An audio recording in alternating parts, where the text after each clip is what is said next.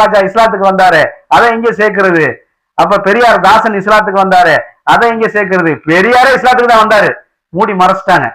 இதுதான் நிலைமை. அந்த புத்தகங்கள் எடுத்து முகமதை ஏற்றுக்கொள்வதில் எனக்கு எந்த ஒரு வருத்தமும் கிடையாது. ஆதி திராவிடர் 67 பேருக்கு மேல இஸ்லாத்தை நோக்கி பெரியார் உயிரோடு இருக்கும் போதே சென்றார்கள். அது அதற்கு அவர் வாழ்த்து தெரிவித்தாரே தவிர வருத்தம் தெரிவிக்கவில்லை.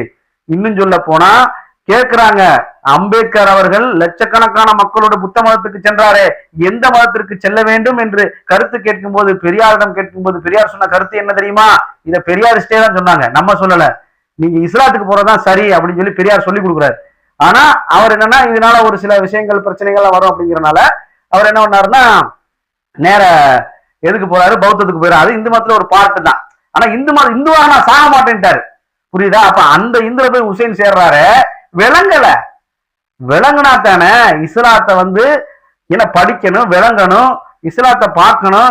முதல்ல இஸ்லாம் சரியா தெரிஞ்சிருந்தா இந்த பிள்ளைய போய் அவர் லவ் பண்ணிருக்க மாட்டா. அப்ப இங்க இருந்து ஒண்ணு போகும், அங்க இருந்து 10 வரும். இதெல்லாம் நம்ம கணக்கில் வைத்துக் கொள்ளக்கூடாது. இதையெல்லாம் பரப்புவது வெஸ்ட். கொள்கைக்கு இங்க இருந்து அங்க போறோம், அங்க இருந்து வர்றது அளவுகள் கிடையாது.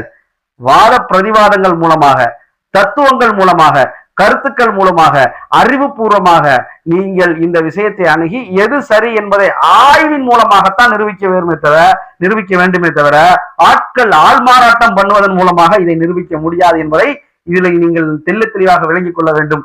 வாஹிரதானா அல்ஹம்துலில்லாஹி ரப்பில் ஆலமீன். அஸ்ஸலாமு அலைக்கும் வரஹ்மத்துல்லாஹி வபரகாத்துஹு.